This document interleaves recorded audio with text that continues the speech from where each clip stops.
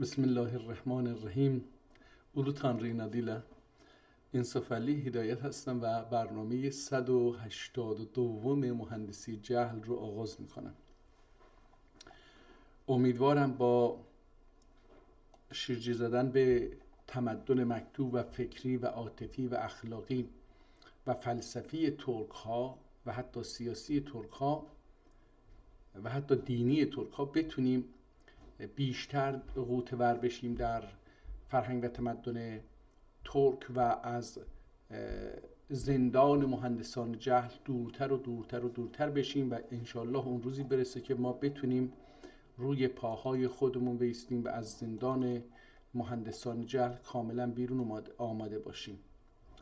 خب ما دیروز کتاب کشف الهدی فی صفت المصطفی رو خوندیم. کتابی بود که به لهجه ترکی خوارزمی بود. خوارزمی که در گذشته یک شهر نبود، یک خاک و سرزمین بسیار گسترده‌ای بود که امروزه در 3 کشور تقسیم شده و کتاب بسیار زیبایی بود. یعنی از نظر ادبی با آنکه به لهجه اونجا بود، اما من میتونم بگم در اون چند صفحه‌ای که دیروز خوندم اولا لذت بردم و ثانیاً شاید از مجموع اون همه شاید 10 کلمه رو معنیشو نفهمیده باشم، ولی خب مهم نیست، برای اینکه من اول راه هستم برای یادگیری زبان ترکی. اون هم دارم روی کتاب‌های خطی کار میکنم. البته این هفته کتاب‌هایی رو دانلود کردیم که ممکنه اینها بعضی هاشون خطی نباشن و چاپی باشن، ولی خب به هر حال کتاب مهمی بودن، برای اون منظور اینها رو ما دانلود کردیم. حالا یک کتابی که امروز به شانس ما میخوره این هستش که اینجا در بالا گفتن عروض ترکی یا عروض ترکی، عروض باید باشه، در سال 1291 قمری نوشته شده در 151 صفحه و این در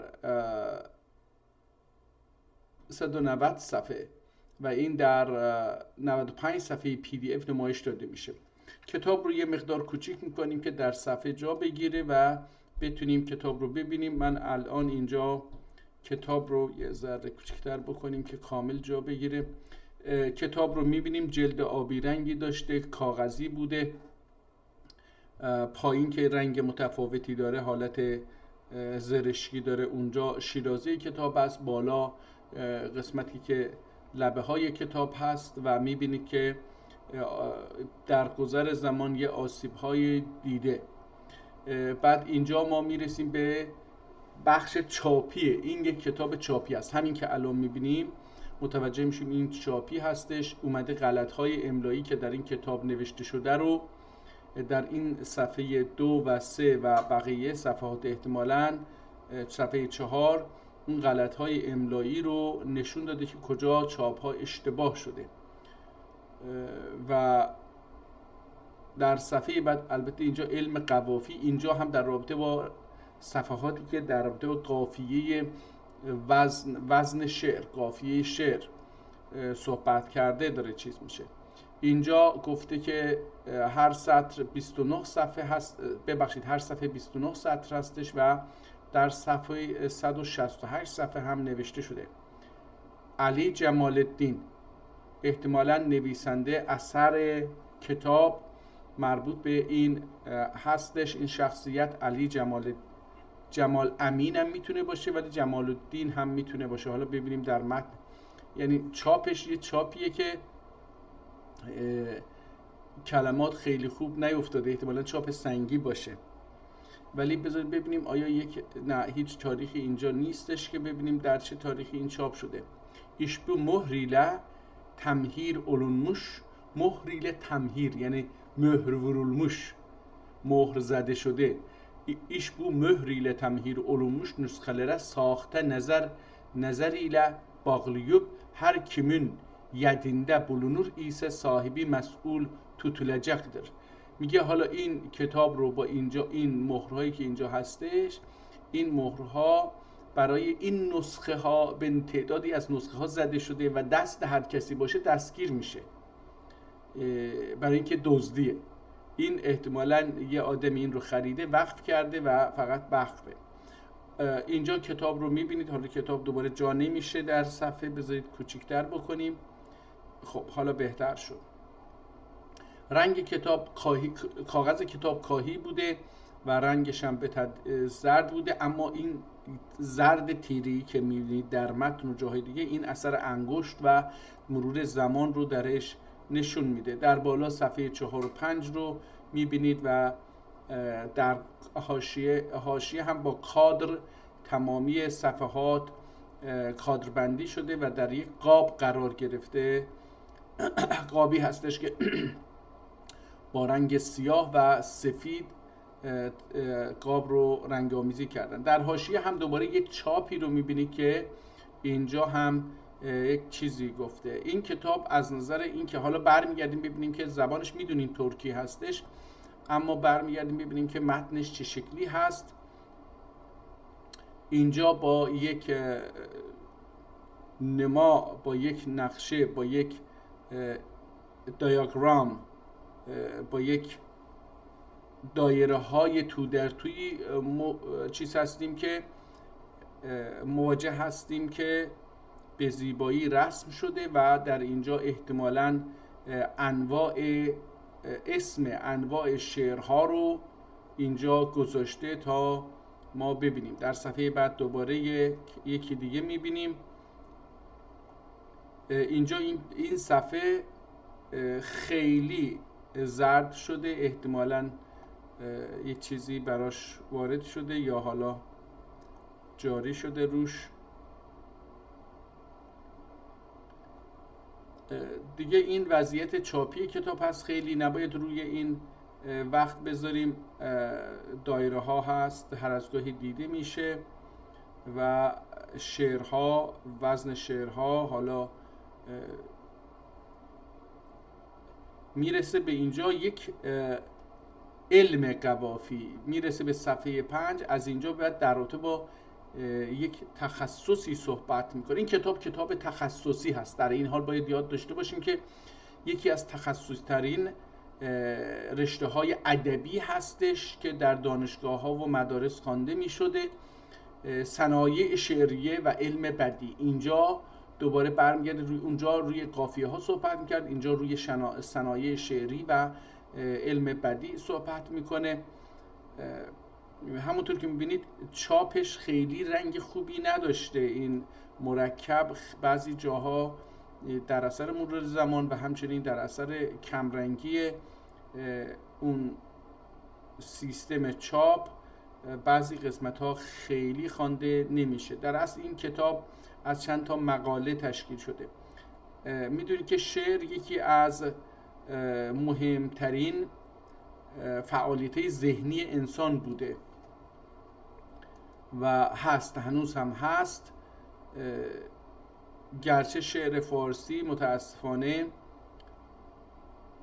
برای ذهن انسان جز جمود چیزی نمیاره و در اجتماع نقش بازی نمیکنه، در رفتارهای اجتماعی، در زیست اجتماعی انسانها جایگاه چندانی داره. و در آخر صفحه هایی که اینجوری داریم میبینیم کج گذاشته، در اینجا اون وزنهای اشعار رو نوشته. متاسفانه من هیچ تاریخی تا اینجا ندیدم. حالا تلاش میکنم که وقتی برگردیم عقب بتونیم از اینجا تو اون مقدمه شاید یه چیزهایی پیدا بکنیم. خب عروض ترکی صفحه رو حالا بزرگش میکنیم که یه مقدار بهتر دیده بشه و البته خیلی هم بزرگ نشه که بتونیم بخونیم. بسم الله الرحمن الرحیم و بهی نستعین. لالی حمد بی حد لعالی، احتمالا اینجوری باشه. حالا این کلمه چی هست؟ آیا ترکی هست، عربی هست، یا احتمالا مثلا هندی هست؟ نمیدونم. این کتاب احتمالا احتمال میدم در هندوستان هم چاپ شده باشه. حالا بذار ببینیم کجا چاپ شده، احتمالا یه جایی یه چیزی بگه. لالی حمد بی حد و درای سپاس لا تعد فاصله صغرادن صغر عدن امر جلیله کن ایله امر جلیلی کن ایله bu عالم کون و فساده اعطای وجود بیورمش اولان خدای بیمانند واحد و قادر و قیوم فرد و صمد جل شأنه حضرتlerinin درگاه عظمت بارگاه الوهیتine عرض و اهدای آخر و سزادر کی اهدایه آخرا و سزادر کی دوائر افلاک بی استناد و طبقات عرضین دور اعتیادن ثبوت و استقرار یعنی طرز رسین. بذار ببینیم این کلمات خیلی رنگش پریده هست. یا یعنی طرز رسین بدی و اسلوب بهین عجیب üzere رسم ترتیب ederek خلق الله آدم علی صورته. حالا اینو ترجمه بکنیم، الله آدم رو بر اساس شکل خودش خلق کرد. سر جلیلی üzere ذی عقل و معاد اولان نوع بنی بشری فاصله کبرادن خلق و ایجاد ایله و لقد کرمنا بنی آدم تشریف سعادت ردیفنه مظهر یا مظهر و این من الشعر لحکمه جوهرینه مصدر ایلده و فرائد صلات بی انتها المطلع قصیده انبیا علیه التسلیم و تحیا افندimiz hazretlerinin خوابگاهی ملائک پناه سعادتlerine نثار و تقدیم لایق و حالا اینجا فکر میکنم که و بجادر که ظلمت پذیر جهالت اولان صحرای وسیع علی الپهنای، فکر میکنم اینجوری باشه، الپهنای جهانی طلوع خورشید بعثت لریل مستغرق بحر انوار و ویرانه شمع جمالی اولان پروانه، ویرانه نمیشه خوند، و پروانه شمع جمالی اولان اصحاب فضل و بلاغتی آتش درد و محبت و سوزش عشق و مودتی احراق بالسار ایلده بالنار ایلده احراق بالنار، نار آتش. مشتاق دیدار و مبتلای درد دوابارلری اولان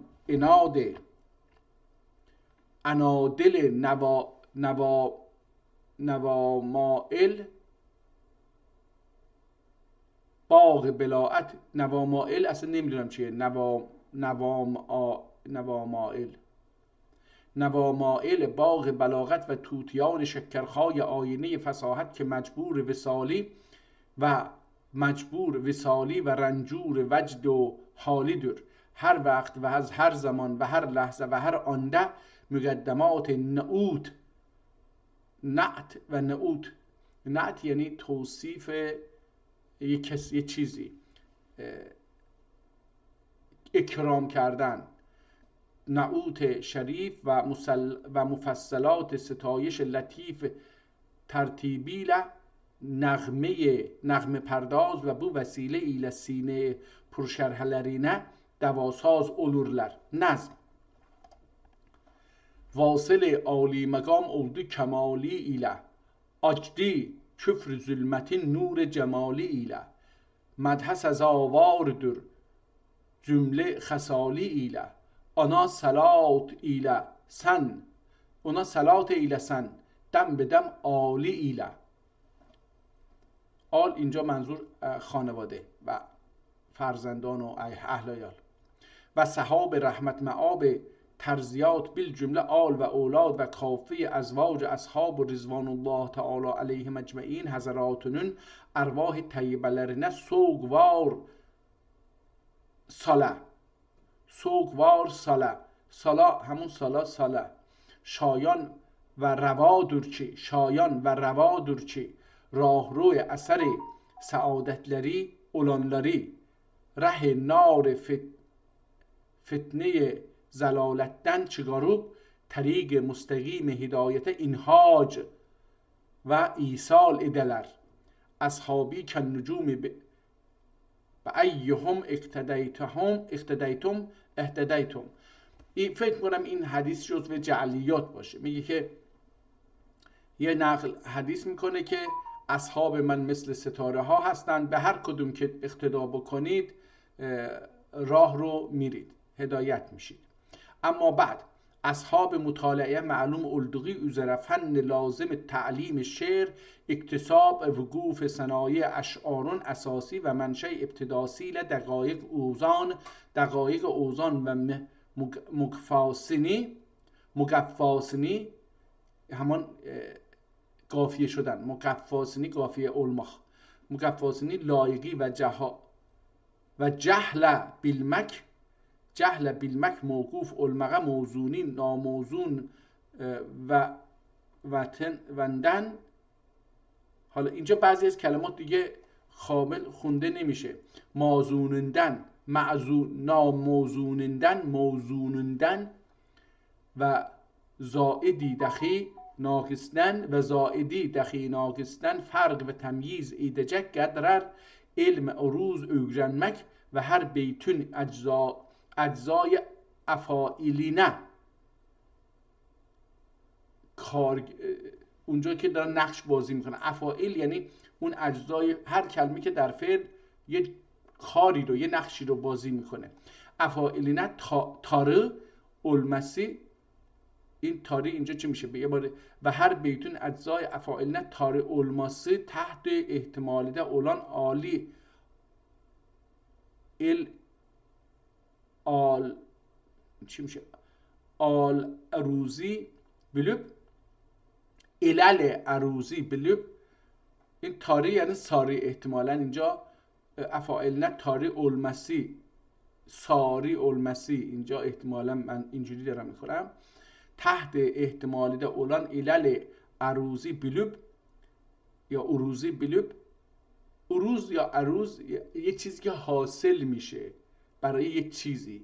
مثلا فرض بکنید که یه چیزی میشینه اینجا، این عارضه هست، یه بیماری عارض میشه میاد روی یه چیزی میشینه، اون عارضه هستش. تحت احتمال ده اولان علل عروضی بلوب الجاء طبیعت له تنظیم اولنجق ابیاتون سالم عن العلل اولرک انشاد ادلسنه صرف با رأی اقتدار ادلمک لابددر. گرچه بیت من ندانم فاعلاتون شعر گویم بهتر از آب حیاتون. این میگه یعنی فاعلاتون وزن شعرها، میگم در زبان ترکی و عربی، ببخشید در زبان ترکی و فارسی و بقیه زبانهای مثل اردو و اینها، تا اونجایی که من اطلاع دارم اشعار رو از شعر گفتن، وزن اشعار رو علمی کردن شعر گفتن رو از عرب ها گرفتن. در نتیجه همونطور که ضرب زیدون امرن فعلو یه وزنی رو عرب ها گذاشتن برای اینکه هر فعلی رو شما به هر بابی ببرید با اون یک نمونه بسنجید. اگر عین اون صدا داد، صدای فعل هر فعلی مثل اون شد، در اون باب هست، اون معنی رو میده. عین همین کار رو هم اومدن در شعر و بداهت و اینجور چیزا انجام دادن که یه مثال هایی رو اونجا خلق کردن. شما هر شعری که بگی اون آهنگ این فعلون حالا بعداً میگه اونها رو میبینیم، اگه اون آهنگ اون صدا از کلمات و جمله در بیاد اون شعر خوبی هست، اگه در نیاد شعر غلطیه. اینو میخواد بگه. بهش میگن شعر قدیم دیگه. دیلمش ایساده، حالا اینجا این کلمه پاک شده، لاکن طبیعت موزون جرنرک اربابی ایندینده ناموزون و کذالک اهل عروض ببخشید و کذالک طبعا ناموزون صورتinde olarak fakat ahli nezdinde موزون olan bir takım همان احتمالاً تا باشه ولی حالا اینجا پاک شده یه مدار bir takım اشعاری bir takım امروزه تاکم گفته میشه. تاکم یعنی چند تا، امروزه به معنی تیم و یه مجموعی که با هم همکاری میکنن گفته میشه. bir takım یا bir takım اینجا با قاف نوشته شده. bir takım اشعاری اهل عروض تقطیع و tedqiq ile xatasını savabından fark ve temiz ederler ki bu hali ilm aruz cümle fevaidindendir. Feruzin cümle fevaidindendir. Bu sigat çin süfre irfan yani bu sigat این کتاب رو bu sigat چین سفره عرفان، چین سفره یعنی این کتابی که مثل سفره حاضر کرده چیده مثلا. bu سگات چین سفره عرفان یعنی علی جمال الدین. این علی جمال الدین کسی که این کتاب رو نوشته، اولش هم اونو اسمشو دیدیم. ناتوان ابن مصطفی غفر الله، فرزند مصطفی بوده. ذنوبه و نال مراده و نال مراده انشاد اشعارن هوسکاری و گلشن نظم رنگینن اندلیب زاری الدغی جهتله علم عروزن اصول و فروعینه استحصال ملکه اتمک و آثار ناچیزانه می علل عروز پنجسینه düşürmemek امنیسیله احتمالاً امنیسیله عروض اندلسی انداسی هم ولی اندلسی باید باشه و عروض جامی عروض اندلسی و عروض جامی نام کتاب بلاغت نسابلرینی. حالا این دوتا کتاب، یکی بوده اسم کتاب عروض اندلسی و دیگر بوده عروض جامی. نام کتاب بلاغت نسابلرینی اهل و اربابندن اخذ و تعلیم ایله bir دفعات مذاکره و مرآت خیالımda آینه خیال مرآت خیالımda Türkçe bir aruzun تعلیف و ترتیبی صورتini مشاهده یعنی وجدان پریشانımda cidd به cidd ترک olubda اشعار عربی و فارسی نظم و قرائت eylemek hevesinde bulunanları dahi uruz Arabi ve Farsi tahsili tekellüfünden kurtarmayı mülahize eledikimden zikr olunan kitapların müellifleri ruhaniyetine mütevessila havas ve avam faide baxş olacak yolda آلایش الفاظدن بری و لغات غریبه غیر معنوسه استعمالندن. آری همان اری اینجا با این نوشته ولی با الف می نویسیم اری غایت açık و واضح bir عروض تنظیم و عروض ترکی نامیله توسیم ederek عریکه پیرای خلافت و دیهیم افزای اجلال و شوکت اولان پادشاه عدالت نصاب. حالا بذارید اینجا رو بنویسیم دیگه. عروض اسم کتاب گفت عروض ترکی، بنویسیم این رو عروض ترکی ederek عریکه پیرای خلافت و دیهی مفزای اجلال و شوکت اولان پادشاه عدالت نصاب و شهنشاه معزز القاب از سلطان ابن سلطان عبدالعزیز خان ابن سلطان الغازی محمود عدلی خان مدمول عدلی خان ادام الله تعالی ایام دولتی آخر الزمان به حرمت رسول الملک المنان افندimiz Hazretlerinin ismi Sami ve nami Cenab-ı خلافت پناهileriyle توشیح و تزیین eyledim. والله الموفق الى السبیل الرشاد و هو رؤوف بالعباد. حالا این از سلطان عبدالعزیز خان، از سلطان عبدالعزیز خان ابن السلطان الغازی محمود عدلی خان.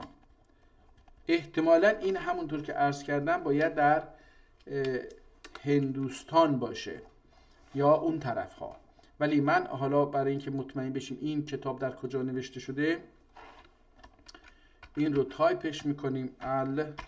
سلطان عبدالعزیز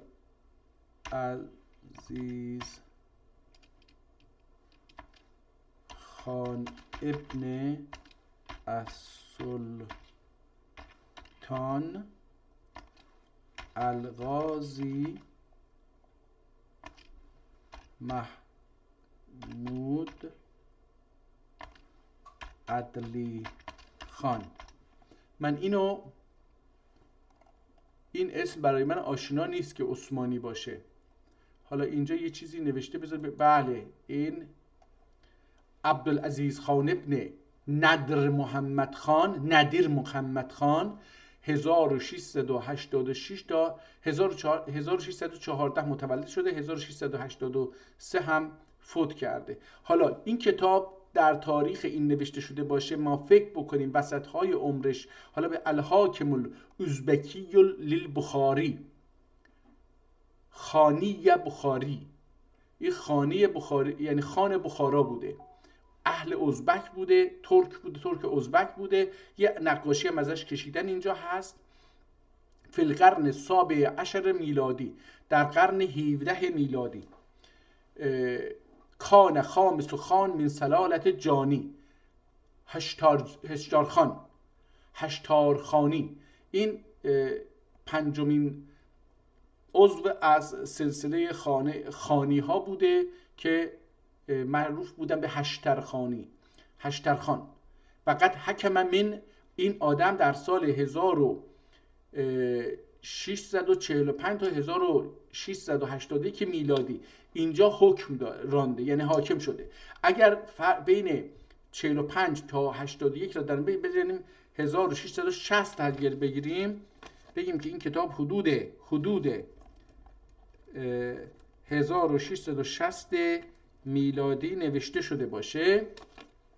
کان عبدالعزیز خان مفتیان و عهد ابرز حکام سلالت الجانی الابرز درس فقه فی عهد الملا محمد شریف بخاری.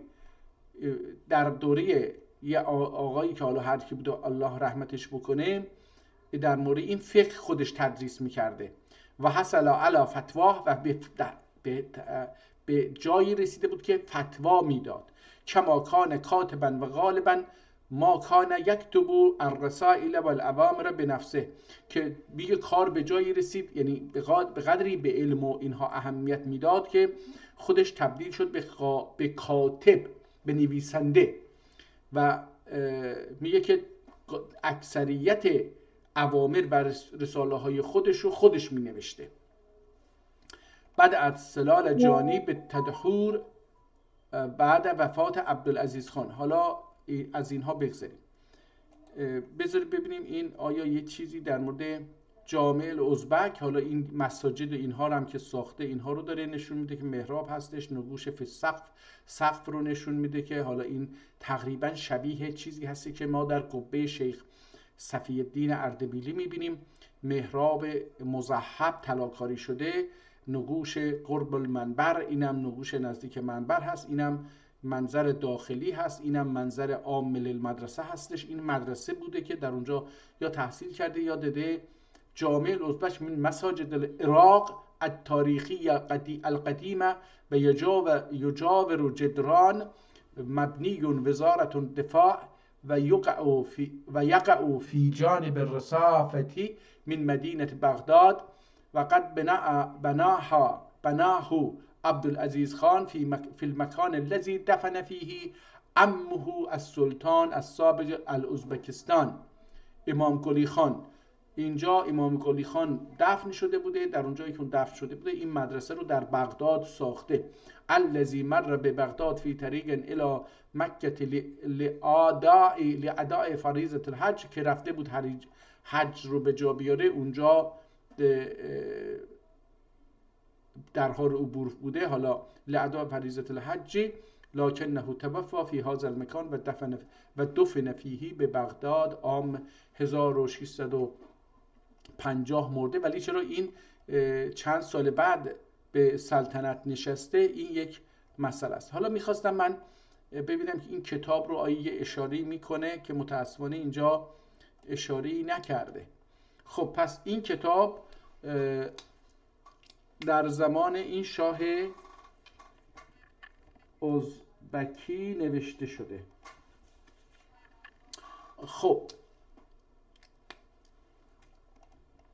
معلوم اولکی کلام منصورون، منصور همین که الان داریم میخونیم به این میگن نثر. منصور یعنی همین شکلی که مینویسیم همه ما، مثل انشا، به این میگن منصور. منصورون میزانی علم منطق الدقی که بید، این روش این که چجوری بنویسید بر اساس علم منطق انشا می نویسن. الدقی که بی کلام موزونون، کلام که داره موزون یعنی آهنگ، داره وزن. کلام موزونون میزانی علم عروض دور. Bu elme aruz ismi verilmesinin veçhi tesmiyesi müteaddid olup, çünkü lügatte aruz nahiye manasında, aruz nahiye manasında ve ilmi mezkur ulum saireye nispetle bir nahiye hükmünde bölünmesine binaen bu ilme, yani ilm uruz denmiştir. denmiştir یعنی گفته شده است در گذشته دور. اما عبدالرحمن خلیل ابن احمد البصری حضرتleri عروض علمinin واضع و موجودی المغل علم خلیل دقی دنور. میگه اینم یه آدمی به اسم عبدالرحمن خلیل ابن احمد که اهل بصره بوده احتمالاً، این علم رو به وجود آورده. اولین کسی بوده که این اشعار رو بررسی کرده و بر اساس اون بررسی خودش رسیده به این که یه قواعدی رو استخراج کرده و اون قاعده شده اصول این علم. استرداد. اما امام مشار الیه یعنی همین احمد، عبدالرحمن، İmam Muşarileyh Mekke-i Mükerreme'de iken kendinden evvel hiçbir ferdün vaz ve icat etmediği bir ilm garibin ilham buyurulması hususini Cenab-ı Gaziül Hacat dergahine arz ve niyaz etmiş ve tarifi sadedinde olduğumuz ilm-i şerifin vaz'ine dair işaret ilahiye almış olduğundan Basra'ya davet ederek ve ilm-i mezkuri vaz ve talif zimninde büyüyecek bir küp içine, bir küp mesela kuze hastش bir küp içine girerek داخل یک küp احتمالاً کوزه، ولی این کوزه های بزرگ احتمالاً bir küp içine girerek بعضن کمال شوق رفع صدا ایله گویان oldukça اونجا داخل این کوزه رفته داشته میخونده با آواز تا صدای خودشو بشنوه که چه جوری میپیچه. اینو داره میگه. girerek بعضن کمال شوق رفع صدا ایله، رفع یعنی بلند، صدای ایله گویان oldukça استماع edenler muşar ileyhanın cennetine Cənnine həml edib, yəni cennizədə, cənnine həml edib cenzədəlğına. رهین ملال و بالاخره عرض حجازه منصوبن. حالا بهش گفتن که این دیوانه است. رهین ملال و بالاخره عرض حجازه منصوبن، چون که عرض حجازه Ərəblərə uruz dirlər. Təlif buyurduqları uruzun lətafət və fəsahət fövqülədəsini görüb mə'ət təhsin məsrur və müstərih oluban, müstərih oluban. müstərih کلمه استراحت، یعنی حالا اینجا به معنی اینه که یعنی مسرور و مستریح یعنی دارای روح، مسرت، شاد. مستریح اولبان اولدولر. تمت الاسترداد، اون استردادی که برگشته بود که بگه چی شده از کجا شده اون تموم شد. عروض، حالا عروض رو میخواد تعریف بکنه که عروض چی هست. عروض اصطلاحda اوزان şe'rün fasidinden sahihini فرق و تمیز آلت اولان علمه denir. پس اگر چه شعری شعر هست چه شعری معر هستش این رو از هم جدا میکنه. به این میگن اون وسیله، آلت اینجا به وسیله، اون وسیله‌ای که اینها رو از هم جدا میکنه در شعر که این شعر خوب هست این شعر نیست یا شعر بدیه، به اون میگن عروض. Bu علم شعرün منصوب olduğu بحور، بحر میدونیم که به معنی دریا هست و بحور به خاطر اینکه اینها رو بحر حالا در موسیقی به معنی آهنگه. مثلا ما در موسیقی ترکی آهنگ‌های بسیار زیادی داریم که هر کدوم یه بحری داره، یکی شاده، یکی حالا طولانی، یکی کوتاه، نمیدونم یکی غمگینه، یکی فلان، اینا هستش دیگه. اولدغی بحورون اجزای تفاعلیل عند الموازنه زائدی ناقصدن تفریقه sebep olduğundan mizan şeir ismini dahi haizdir. Her bir ilmin dakayık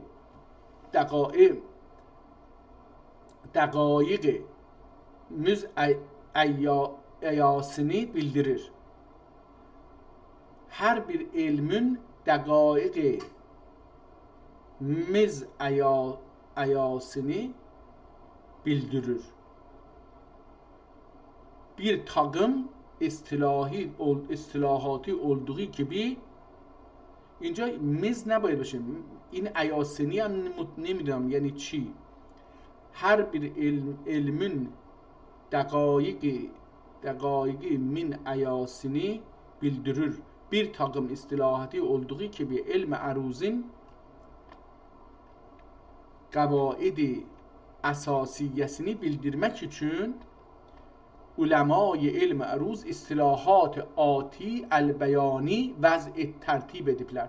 حالا این میگه که از اینجا به بعد میاد اون اصطلاحات علم رو اول تعریف میکنه که آقا میخوایم درباره عروض بخونیم اول باید این اصطلاحات رو تعریفش رو بدونیم که بدونیم نظر نویسندگان در مورد این قضیه چی هستش. با تعریفی که این آدم نوشته، اسمش چی بود؟ حالا خود نویسنده اسمش رو نمیدونیم. نه میدونستیم، یه جایی خوندیم اینو. جالبه که اینو خونده بودیم.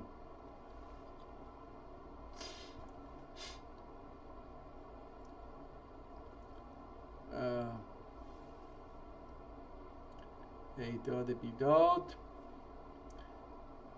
آها، و اول کتاب بود اسمش علی جمال الدین. اینم بنویسیم اینجا، علی جمال الدین. اینم نویسنده کتاب بود. خب این یه تعریفی داره الان از هر کلمه‌ای که در این علم به کار میره. اول اصطلاحات اون رو تعریف میکنه. ببینیم مصرع یعنی چی. لغت گپو گادینا گنادینا، گپو گنادینا، گاپو در، گپو گنادینا به یک گانات، گاپو گناده. گاپو ما چی میگیم یادم نیستش که ما در آذربایجان به گاپنın tağı، گاپو تاغه، o tağı bağlı یعنی o چیز رو فکر میکنم تاغ میگیم. ما در آذربایجان در قره‌داغ تاغ میگیم فکر میکنم، مطمئن نیستم، ولی در اینجا گفته گاپو گنادینه دینوب. در لغت به مصرع میگن. مصرع یعنی اون لنگه در، فارسی لنگه در. گپو گندینه دینوب فن عروضه در رشته فن، میگه فن به معنی هنر هست، تخصص هست. هر bir بیتون نصفی مقدارینه، یه بیت نصفش میشه مصرع و تعبیر آخر له به یه سخن دیگر. سکنات و حرکات جهتلری له اقسام جلسی یک دیگره مقارن. اقسام جلسی احتمالاً جلشه یک دیگره مقارن iki مقدار صحیحیدن مرکب olan بیت مقدار نصفینه دنور. حالا به یه معنی دیگه میاد اینو تخصصی تر میگه که سکنات و حرکات جهتلریله، اون حرکات و سکون ساکن میشه، حرکت داره و صدا، یعنی صداهایی که در کلمات هستش در داخل یک بیتی که از دو قسمت حالا با یه فاصله از هم مشخص میکنن الان، مینه این رو که نسبت به هم مقارن باشن، قرینه باشن، مثل آینه. البته آینه قرینه نیست ولی خب به هر حال اینجوری فرض کنیم دو گلو باشن. یکی مقدار صحیح که هر دوتا هم صحیح باشن، این مصرع های یک بیت هم صحیح باشن، به اون میگن چی؟ مصرع. نصفشو میگن مصرع. بیت یعنی چی؟ iki مصرعدن عبارت olan کلام منظوم و موزونه درلر، یعنی دو مصرع، یک که آهنگ وزین باشه، دارای وزن و آهنگ باشه، بهش میگن بیت. و لغویون این دنده یعنی در نزدشون، در اینو در کتابه قبلی ترکیشو خوندیم قطنده. و لغویون این دنده اوه دینور، یعنی لغویون به جای بیت میگن اوه. Çünkü xana qapısının iki qanadı olduğu gibi beyt şiirin dahi iki misra'i vardır. همونطور خونه دو تا در خونه دو لنگه داره، بیت هم دو لنگه داره. درها قنادی olduğu gibi beyt şiirin dahi iki misra'i vardır. Ol qanadları tağılmasıyla ol qanadları tağılmasıyla inşaat binarəsidəyə əncam olacağından beyt şeirin ibtida misrələri inşaat olunub sonra tamam olduğuna hükm olunur. حالا دیگه یا خیلی تخصصی داره میشه دیگه. چادرون ارکان سلاسسی موجود و خیمه ایسه این دل عرب خانه قابل سکنادن خانه قابل سکنادن معدود olduğuna yani ip ile qazıq çadırın mədarı qiyam və qəvaminə və ətəklərinin arasında qalan boşluq qapısı məqamında idükənə əlamət məxsusə bulduğuna binai iki misra'dən mürəkkəb olan şeir beyt denmiş. حالا دیگه اینا دیگه ازش بگذاریم، یه مقدار ازش بگذاریم. شعر چی هست؟ مقفا علمق قستیله داره قافیه، مقفا علمق قستیله آخرلری یک دیگره شبیه متساوی حروفیدن ترکیب olunan کلام موزونه شعر دیلر. میگه دارای قافیه هستش، یه جوری که آخر این کلم جمله ها شبیه و متساوی هستن از نظر حروف، از نظر تعداد حروف و کلمات و همچنین از نظر آهنگ و اون کلمه آخری هم که تکرار میشه، میگه به این میگن چیز هستش؟ شعر. و لغته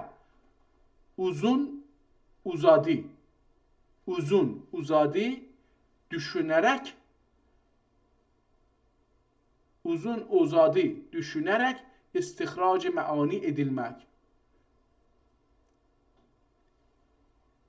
uzun یعنی طولانی مدت، اوزادی یعنی اون چیز رو، یا اوزادی هم یعنی حالا شاید اوزادی باشه یا شاید هم اوزادی، حالا خودم هم قاطی کردم که چی گفتم. استخراج معانی ادیلمکه دینور، فقط بحر رملدن تن اولونان بهن رم. حالا یه شعری هستش اسمش رمله، رمل. میگه از این تن اولونان ثم انتم هؤلاء تعتلون. این یه آیه هستش، حالا احتمالاً این رو آورده به عنوان همین رمل. ثم انتم هؤلاء تعتلون ثم اقررتم و انتم تشهدون. حالا این تعتلون تشهدون یا تعتلون احتمالا باشه. ثم انتم هؤلاء تعتلون ثم اقررتم و انتم تشهدون. حالا اینجا اگر دقت بکنید صفحه بیت اول ثم انتم هؤلاء تعتلون این 4 تا کلمه داره. بلی بعدی ثم اقررتم و انتم تشهدون یه واو اضافه داره، ولی آهنگش این همه. آیت جلیلسی gibi موزون görünen آیات و احادیث şeriflerinin وزن و قافیه‌leri en قصد olmadığından میگه روی قصد نبوده. ان قصد اینجا عربیه. ان قصد olmadığından onlara şiir denilmek caiz olamaz. میگه چون بر اساس قصد نبوده که اینجوری دارای قافیه باشه بهش میگن رمل. قصد نبوده که شعر بسازن ولی اینجوری آهنگین شده، میگه بهش میگن، بهش نمیتونی بگی شعر. این رمله، درسته که چیز داره ولی رمله. حالا اسم دیگه گذاشتن برای اینکه بگن قرآن شعر نیست، چون که اونجا میگه که این شعر نیست. عرب‌های اون دوره به حضرت محمد میگه تو شاعری، اینها هم افکار شعریه داری میگی، اونم میگه که نه این شعر نیست. حالا برای اینکه بگن شعر نیست یه قاعده درست کردن که قرآن و البته زبان عربی رو بعد از اسلام قواعد عربی رو یه جوری ساختن که مخالف قرآن نباشه.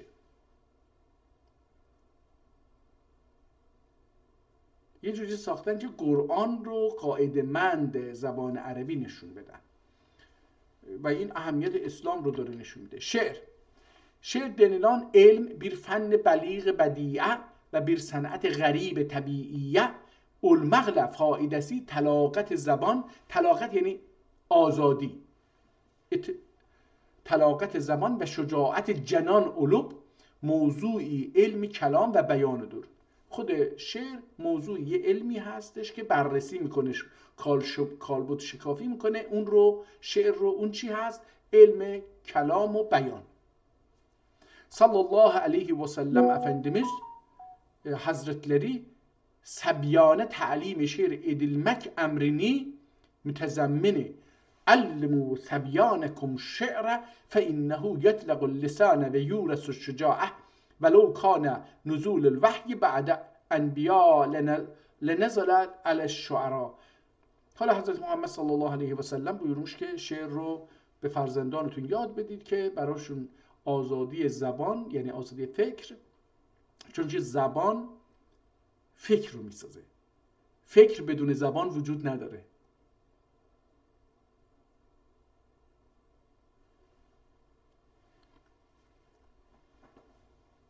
و شجاعت رو به وجود میاره. متاسفانه در ایران شعر به معنی حالا دیگه دستمال یزدی داشتن هست.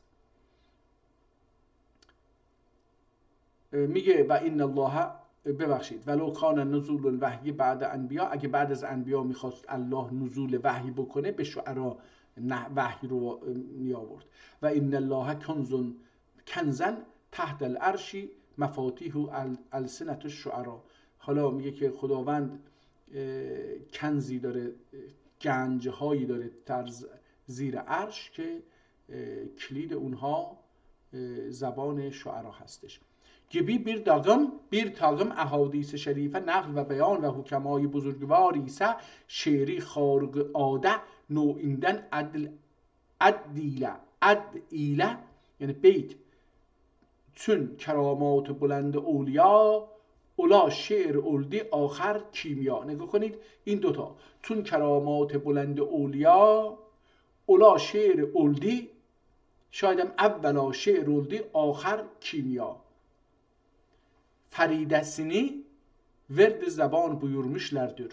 اگرچه نظم جلیل الهی، حالا از اینم بگذاریم، استرداد حالا اینو چه کسی درست کرده این قضیه رو؟ روایت اولونوش که bir gün حضرت حسان رضی الله عنه حجویات مشرکینه، حسان اینجا حضرت رسول رو میگه، حضرت حسان یعنی قلعه، اگر اشتباه نکنم حسان به معنی اسب هستش اگر اشتباه نکنم، ولی به معنی حصن و قلعه و اینها به کار برده میشه. حضرت حسان رضی الله عنهن حجویات مشرکینه، حجویات همین حجو دیگه، یعنی سخنان یاوه. البته اشعار میگفتن و اشعار بسیار با معنی هم میگفتن که امروزه در علم بیان و اینها به اونها مراجعه میکنن. اگر در قرآن چیزی پیدا نکنن که باهاش چیز بکنن، برمیگردن به اون عرب قبل از اسلام، چون میگن اون خالی از ایدئولوژی بوده. مشرکین مقابل علم مسیح خصوصا اراده حکمت عادت یعنی حکمت عاده جناب نبوی صادر المشیدی ابن مالک حل مشکل صدرنده یا رسول الله جناب حق و شعرائی یتبعهم الغاوون ayet celilesiyle şuarayı zem ve takbih buyurduğu halde heca ve heclu ya hala in hecavluk caiz ola bilir mi megalesini irad etmekle innel mu'minine yücahidu bisafihe ve lisane. حالا این نمیدونم اینجا اینجوری به صفیح بخونیم یا نه. به صفیح و لسانه و الذی نفسی بیدهی لکن کاتما ترمونهم بهی نزج النبیل. حالا این من دیگه نیل احتمالا من اینجا دیگه این هم عربی هستم که این چاپ قدیم یه جوریه که معمولا در کتاب‌های قدیمی هم همین مشکل هستش، فاصله هست بین حروف و بعضا از بین رفته نمیشه متوجه شد چی هست. buyurmuştur manası küffari hacvi etmek اثر زلالت olmuyor belki emare hidayettir, yani onlara lisan ile olarak atıp cihad fi sabilillah eylemektir ki bu ise mahz ibadettir demek olur. اینها حتی جناب حسان رضی عنه المنان مسجد نبوی ذاتنه مخصوص اولان کرسیه سعود ایله رسول کبریایی مت و توصیف و کفار خاکساری محج و تزییف اتگی و بعض ابیات دده جناب جبرائیل علیه السلام معاونت ایلدگی مرویدور یعنی روایت هستش. حالا از اینم بگذاریم ببینیم که چی میشه. صفحه بعدی در مورد چی هستش. اوزان، ببینیم اوزان چی هستش. مزایاسنی تفهیم ایله طبع ایراث صفا و نظافت و لطافت ادن بیر ترکیب اطلاق olur. اوزان چی هستش؟ خیلی تخصصی شد دیگه، من خودم هم نفهمیدم چی قضیه چی است. مزایاسنی یعنی شعرین، مزایاسنی تفهیم ایله طبع ایراث صفا و لطافت ادن bir ترکیب اطلاق olunur که ترکیب مذکورون عبارت الدغی کلامون عدد و مقداری دور. حالا بذار ببینید چی میگه. صدر، این صدر یعنی چی؟ اینجوری مصرع. صدر چیه؟ کلمه صدر رو داره معنی میکنه. مصرع اولین جزء اولینه اطلاق olunur. حالا یه شعری گفته، یه غزل گفته، اون مصرع اول بیت اول که شاهکاره، مثلا بشنو از نی چون حکایت میکنه، این بشنو از نی چون حکایت میکند، این مصرع اول بیت حالا چی بود اون بقیهش؟ بشنو از نی چون حکایت میکند، از چی ها شکایت میکند. این هم بیت دومه، ببخشید مصرع دومه. این مصرع اول رو بهش میگن صدر، بالا، رئیس.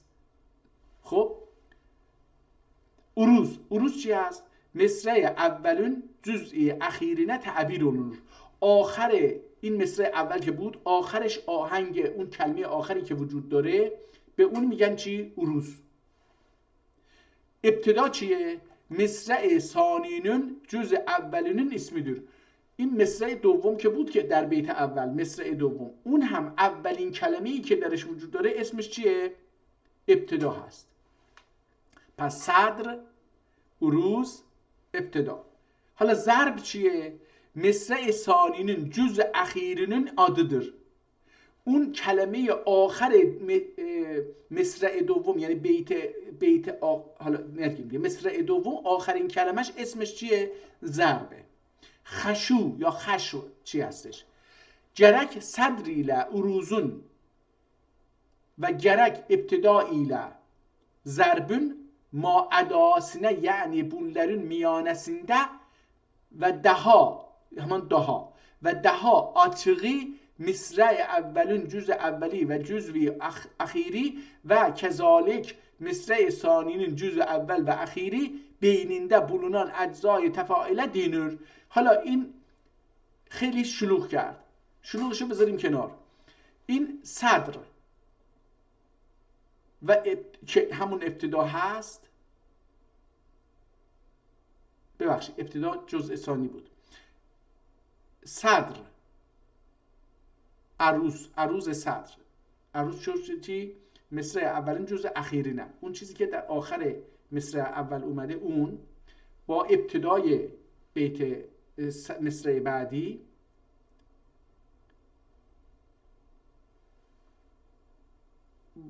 ضرب داشته باشه. یعنی چی؟ یعنی مصرع ثانیین جزء آخری، اون آخرین کلمش هم این سه تا نسبت با اون آخری یعنی چهارمی باید آهنگ داشته باشه. تموم شد. حالا اینجوری منم خیلی نمیدونم، اینها رو نمیخونم معمولا، برای من سخته چون من اون حس شعری رو ندارم. زخاف اجزای تفاعیل عارض اولان تغییر دنور. حالا از اینا بگذاریم چون دیگه خیلی تخصصیه و من واقعیتش نمیدونم چه قضیه چی هست. حالا اینجا یه چیزی گفته، بریم تو این صفحه ببینیم که این چی هست.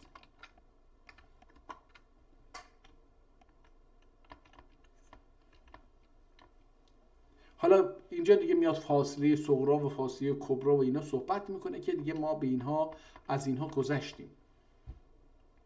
اینجا یه شعری رو احتمالاً گفته، بذار ببینیم میتونم پیدا بکنم کجا بود، دیدم اینو.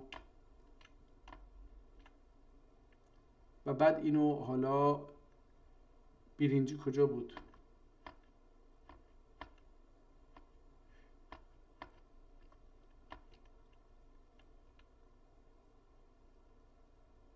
میگه که شعر اجزای ثمانیه یعنی هشتگانه داره یا نهگانه.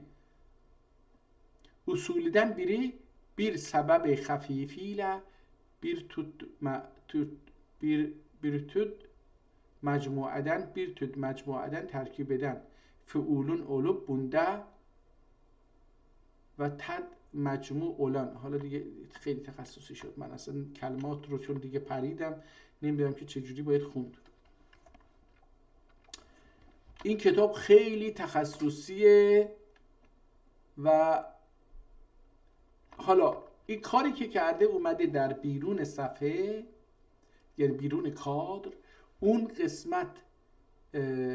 من خودم این کارو میکردم، کتاب ها رو در دانشگاه یا قبل از دانشگاه میخوندم، میومدم مثلا این پاراگراف اون هسته مرکزی اون چه کلمه‌ای هست، یک کلمه، اون یک کلمه رو در حاشیه می نوشتم. اگر نگاه میکردم و این یک کلمه کل متن رو به خاطر می آوردم خوب بود، اگر نمی آوردم دوباره اون رو میخوندم. اینم اومده همین کارو کرده، یک کلمه از اون متن رو که لغت اصلی هستش اون رو در حاشیه نوشته در کنار اون کادر که بگم مثلا خوز یعنی چی. شما اگر معنی خوز رو بدین یه اونینجی خوز دورکی خوز یا خز خانون فتحی خز اینجوری شده، پس خانون فتحی و زالون زال زالون سکونیله، پس خز بوده که من درست گفتم. خز لغت دمگو برغنی کسمگه. من نمیدونم دمگو برغنی کسمگه و اهل اروز اندینده جزء و تد مجموعی حسب و اسقاط. دیگه اینا خیلی، من دیگه اینا خیلی گفتم تخصصیه و واقعا برای من مشکله. حالا اینجا یه بیت آورده، گفته که یه بیت بذار ببینیم چی میگه. میگه که جذب نورسته سروی بلند قد موزونی. جذب نورسته سروی بلندی قد موزونی، تموج ایلیوب تاشتی دو چشمی اشک پرخونی. خیلی شعر بلندیه، میبینی که خیلی بلنده. احتمالا اینو باید با سگاه اینا خوند، نمیدونم. Atıldı lalevəş gülzar dildə neçə bin para. Ya yara ehtimalən. Atıldı lalevəş gülzar dildə neçə bin yara. Təbiba بوسه لعلون درر تیمار و معجونی. حالا این رو گفته مذکور بیتler بحر هزج سالمیندن olup تقطیعی. حالا میگه که این تو بحر آهنگ هزجه، اونم سالم. حالا اینو اینجوری میگه گر به نورس. حالا این görüp احتمالا من اونجا اون بالا اینجوری گر به نورس تی سروی بلندی قد موزونی. حالا اینجا من اینو دوباره اشتباه خوندم، این خودش جدا نوشته، من باید اینجا گر به نورس تی سروی بلندی قد موزونی مفاعلون مفاعلون مفاعلون مفاعلون. یعنی باید به این وزن بخونه اون گر به نورس مفاعلون، گر به نورس مفاعلون این نورستی میرسه به اینجا، به کلمه بعدی گر به نورستی سروی بلندی. حالا من اینا رو بلد نیستم، فقط خواستم بگم که یه چیزی باید باشه، ولی احتمالاً هم نیست. مفاعلون مفاعلون مفاعلون مفاعلون نموجه لیب تشدی. حالا این بالا دیگه تموج ایلیب تاشتی تاشماق دو چشمی اشک پرخونی. تموج ایلیب تاشتی دو چشمیم اشکی پرخونی مفاعلون مفاعلون مفاعلون. Açıldı lalebeş güzar dilde necə ki حالا این چی بود بالا؟ این خیلی جدا نوشته necə bin پاره مفاعلون مفاعلون مفاعلون مفاعلون. طبیبا بوسه‌ای لعلون درر تیمار معجونی. دوباره اینم هستش که حالا دیگه اینجا توضیح میده که قضیه چیه. Şeklindedir ancak usul takdi bir takım şeraiti mütezemmin olup bunların biri elfaz beytün eyni kitabetine bağlamayıp yani مثل کتابت اونجوری نوشته نمیشه. همسان صورت و هیئت تلفظونه یعنی کلامın okunuşuna itibar olunmalıdır ve yazılmıştır. Mevcut olup da okunuşta zahir olmayan huruflar kaide-i takdiye tevfik için başlıca hurufi add olunmuştur. Harf add olunmuştur. من اینا رو دیگه متوجه نمیشم دوستان.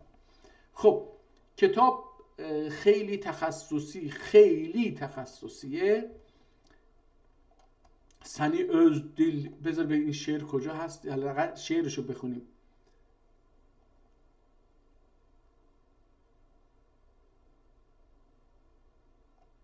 دیگه مثل که بعدن میاد دیگه شعرها رو اونجوری که شعر بنویسه نمی‌نویسه، همینجوری مثل چیز می‌نویسه. ترحم گل ای جانا که جانی چه حالی پریشانم همان گیسوش کوهی ملامت دار سکانم.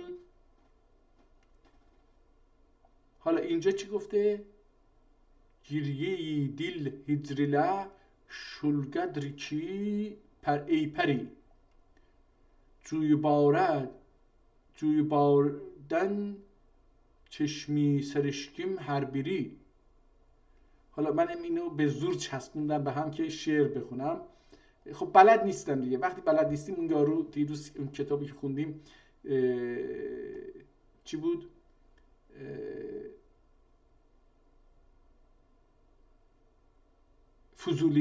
فضولی گفتش اونایی که شعر رو بلد نیستن و خرابش میکنن ازشون دوری کنید. حرف درستی هم گفته. در نتیجه من شعر رو خراب نکنم. دارم نگاه میکنم که ببینم. حالا اینجا اومده یه شعری رو نوشته، من اون شعر رو بخونم، خود شعر رو بخونم. اوللی بنسنه بنده دلون آرامی yok tende. Olalı ben sana bende dilde arami yok tende. Dilin arami yok tende. Aman ey mah tabende acep sen gende sen gende.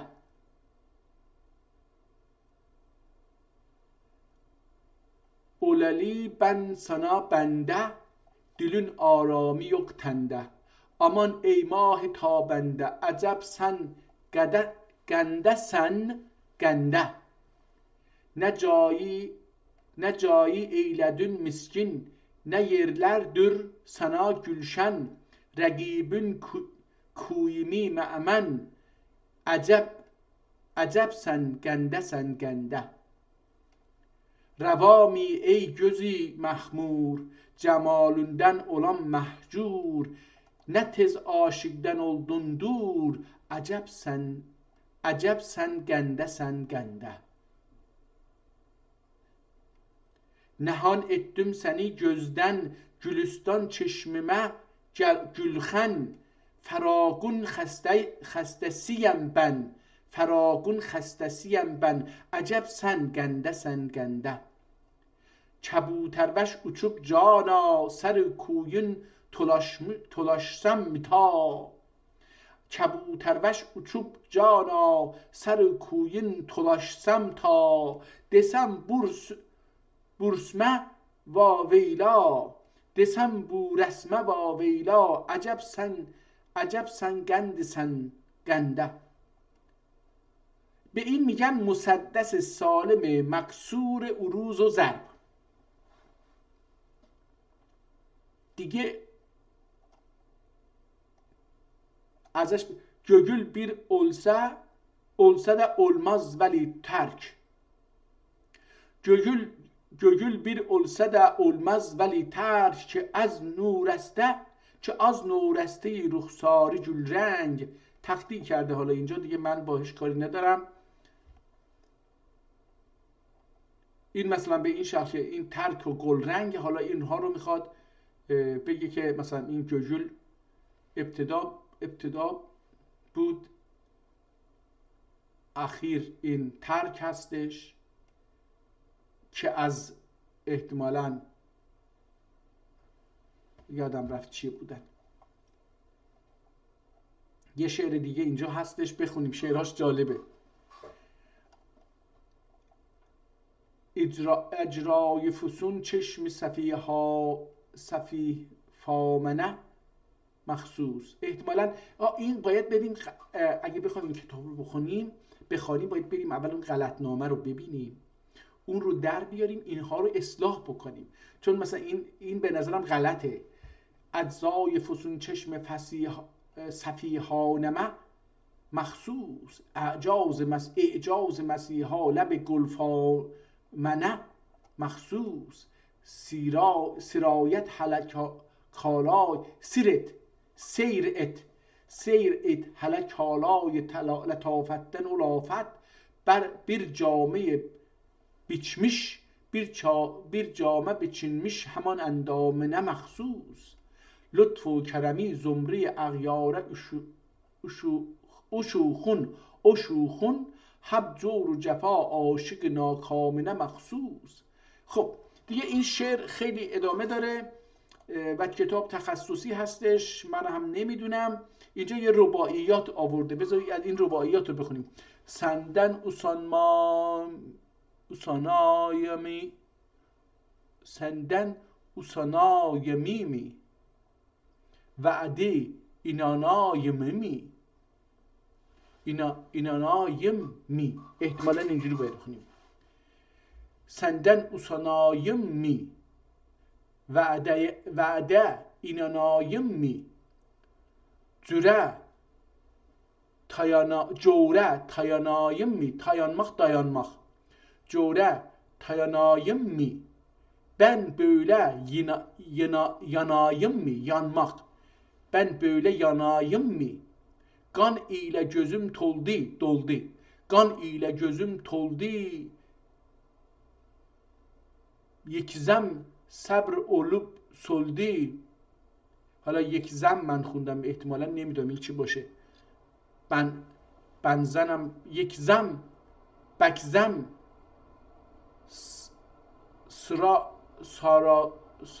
سراروب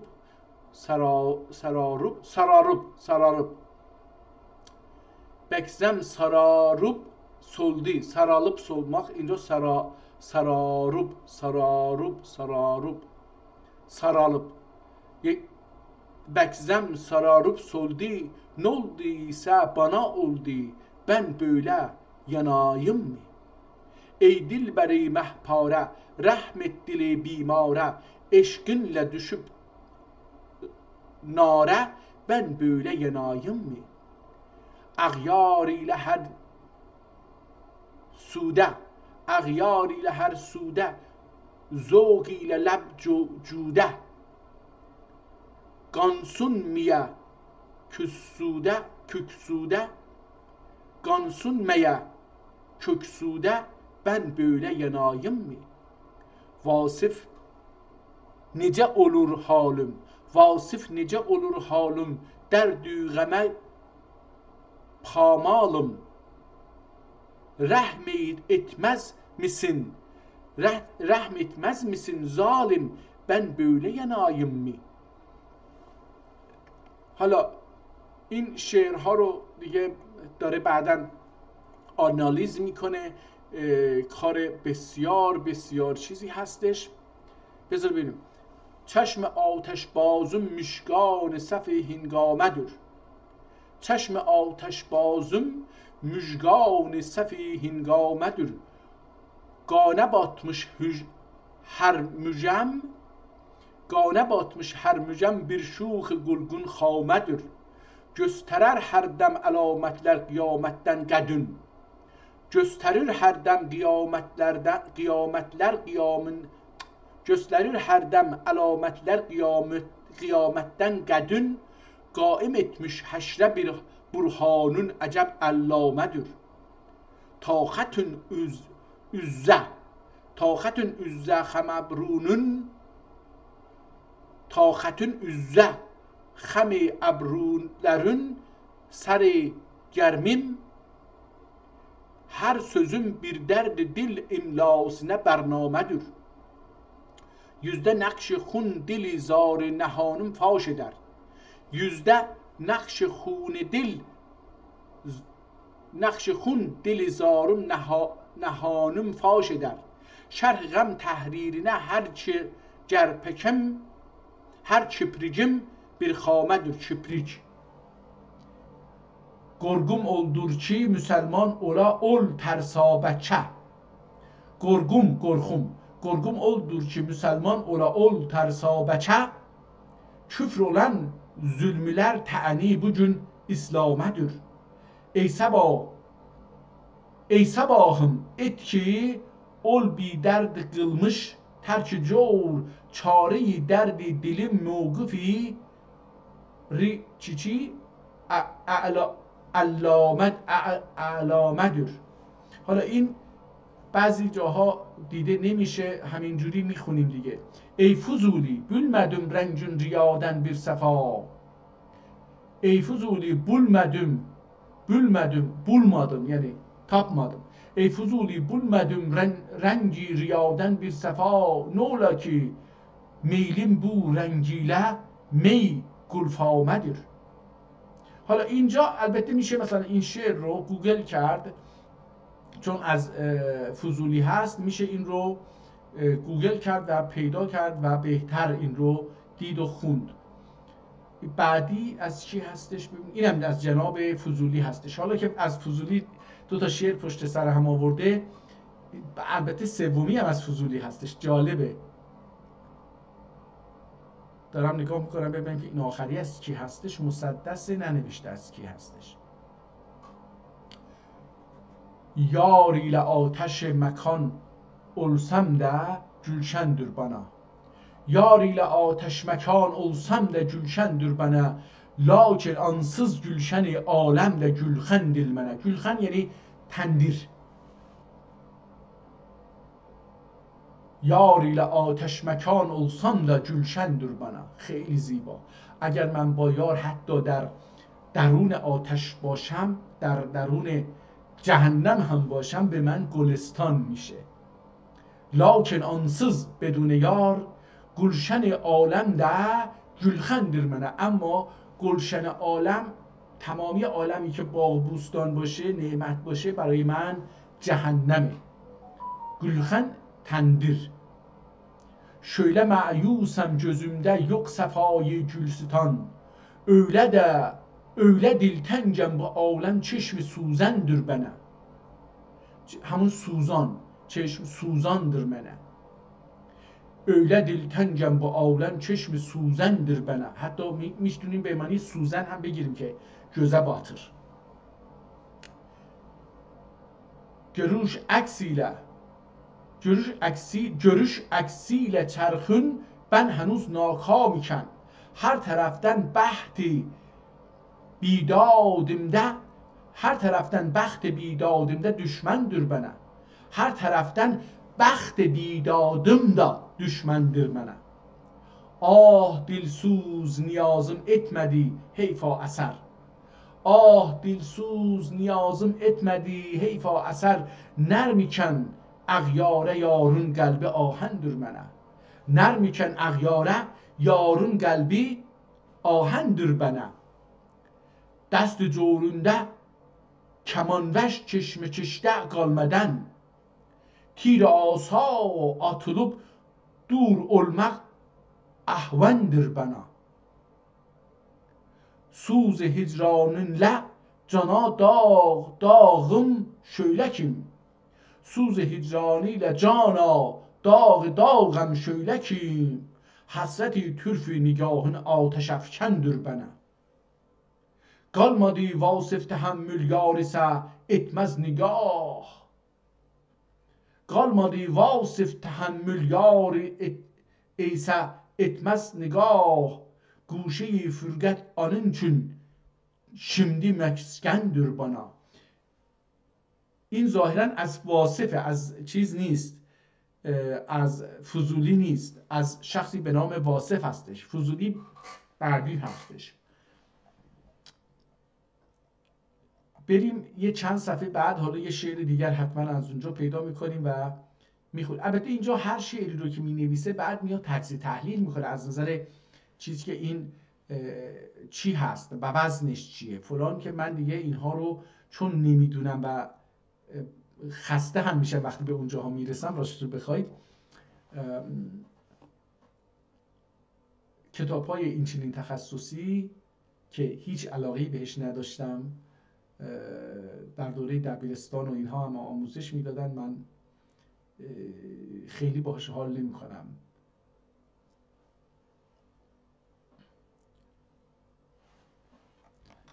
خسته میشم راستش رو بخواید. و بعد از این تصادف متاسفانه وقتی به یه چنین درسی علاقه‌ای هم نداشته باشم به محتوای کتاب، وقتی شعرش رو میخونم حال میکنم.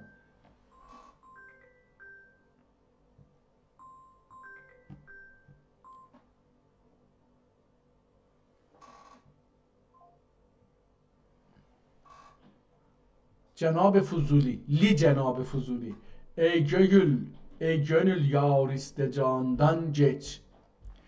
Ey gönül yar üste candan geç. Sər koyun gözət cahandan geç. Ya طمع کس hayat zoğundan. Ya لب لعل dilistanından geç.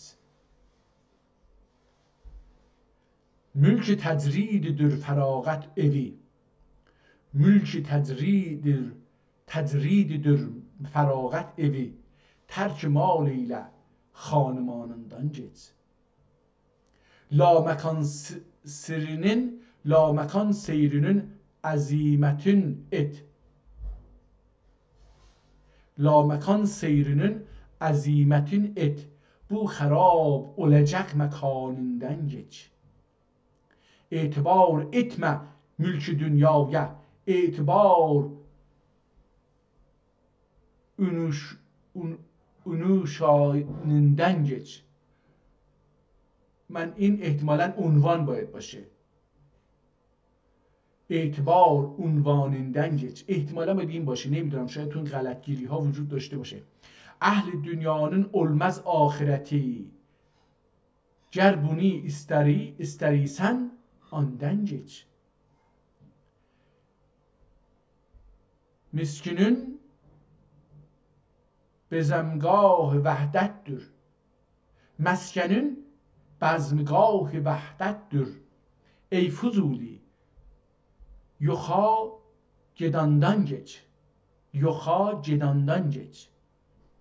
حالا شعر بعدی از یه شاعر دیگری. شعر رو بخونم باهاش راحتم، یعنی مشکلی باشه. این رسیدیم بخش دوم کتاب که اسمش از علم قوافی. قافیه البته اینجا دیگه خیلی هم دیده نمیشه، من یه مقدار بزرگش بکنم شاید بشه خون، ولی قافیه lügatdə bir nesne arkasından gelmesine dönür. یک چیزی در پشت یه چیز دیگه بیاد بهش میگن قافیه. اصطلاح şuarada ise کلام موزونه arkasında yani şiirin آخرinde bulunan harfe dönür ki اجزای بیت آن ربط olunur. تعیین قافیه در روایات متکاثره olup ancak beynülfüzala قافیه bir harfidir ki ulemای عرب اول harfi روی یا روی دیرler. روی dirler. روی رواdan مأخوذudur. روا لغت عربیده dönek ya devenek yükünü, devenin yükünü, Arap'ta devenin yükünü bağladıkları ipe deyilib. Ol ip ile devenin yükü bağlandığı gibi şiir kafe eczası harfi rovi ile bağlanır. حالا دیگه مثل چی؟ Tüştü gülşende ayine yine tüştü gülşende yine bülbül خوشخوان منزل. احتمالا توتی هستش. توتی گلشنده yine bülbül خوشخوان منزل. Başlasın doğru qədəh çiçi oları müzeyyen mahfil. محقل. نمیتونم بخونم. ایشون بیتون حرف رویسی لامdır. لام چی بود؟ بذار ببینید چی میشه. لامdır ki beytün harf اخیری olmakla منزل محقل. حالا هرچی از اون محقل، اون لام که آخر هستش میگه اون ایشبو بیتون حرف رویسی لامdır ki beytün harf اخیری olmakla اجزای بیت آنا رفت olunmuştur. میگه همه چیز به اون بست شده، به منزل محفل باشه احتمالا اونا.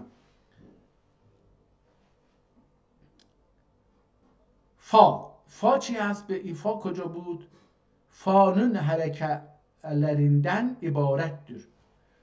فا ببخشید و حروف روینین ما قبلindeki harekeye ما قبلindeki منزل ال زل harekeye توجیه derler ki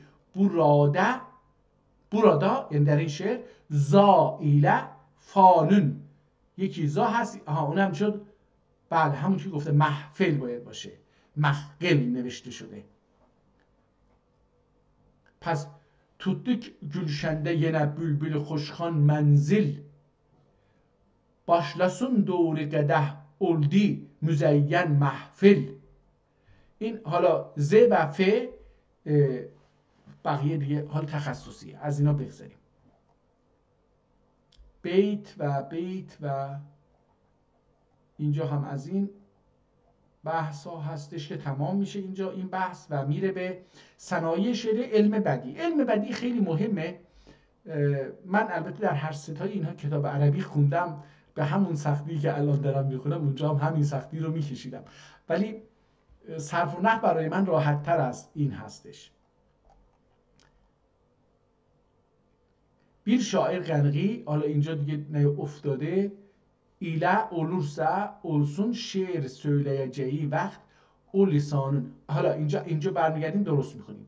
bir şair قنقی هانچه قنقی lisan ile olursa olsun şiir söyleyeceği وقت o lisanın دقایق مفردات و تلفظات و مصطلحاتini kemaliyle istihsala gayret ve şiirde bir takım kelimat garibeden اجتناب ve ihmal ile اصطلاحات معنوسه و شایعه استعمال etmek مزید اعتنا و دقت etmelidir. خب دیگه تعریف بود، یه تعریفی بود از این قضیه. البته با بسم الله الرحمن الرحیم میشد که من این رو نخوندم چون که واقعا دیده نمیشد، یعنی متوجه نشدم که باید از اونجا شروع بکنم. Gülüdür naz eyleyip bülbül niyaz alem boya. Ben demem ey gunca eyle terk naz alem boya. قنقی محلدکی ناله uşşaq feryad bülbülə nisbətlə zikr etməyi murad edilir isə nəhal qamət məhbubi kələ təşbih eylə və ورد مزامینی دستلیdir. حالا دیگه اینا چیزایی که میگم تخصصیه و من واقعا نمیدونم. اینجا یه شعر اومده از جناب فضولی، ببینیم این چی هست. من این رو حالا اگه اینجا نتونم بخونم پیداش میکنم اونجا بود. چون که این با این کلمه قنقی شروع میشه. قنقی گلشنی گلبنی سرو خرامان خرامان جوار. قنقی گلشن گلبنی سروی خرامان جوار. احتمالا سرو خرامانın جوار. قنقی گلبن üzere غنچه لعل خندانın جوار. قنقی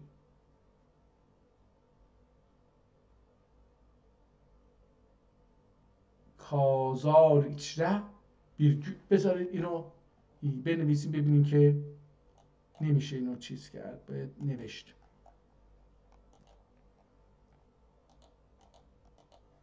گوگل اینجا بنویسیم که قنقی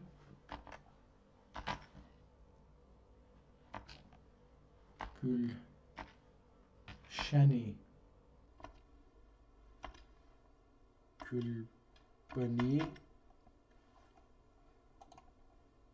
چی شد؟ کجا رفت؟ چرا این بسته شد؟ قنقی گلشنی گلبنی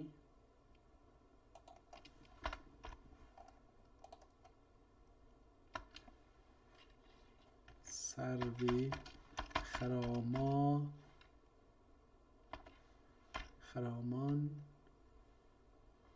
چه وار.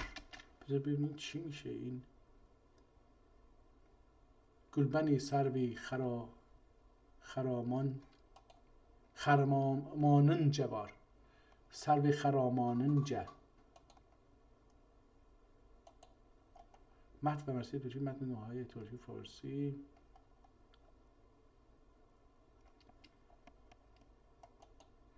گنقی گلبن üzre غنچه لعل خندانın جوار.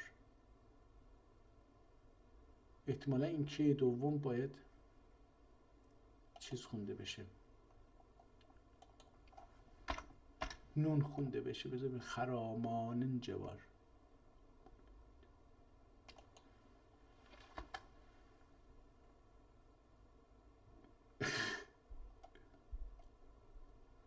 اینو نمیاره، احتمالاً به لهجه یک همین منطقه خراسان گفتم، خوارزم نوشته شده. در نتیجه این شعر رو اونجا نمیتونیم پیدا بکنیم. قنقی گلشنی گلبنی سرو خرامانın جوار. قنقی گلبن üzre غنچه لعل خندانın جوار. Qənği karzar içrə bir gül açılır hüsnün gibi. Qənği gülbərgi ləbi lə'li dürəfşanın cəvar. Qənği bağın nəhli var.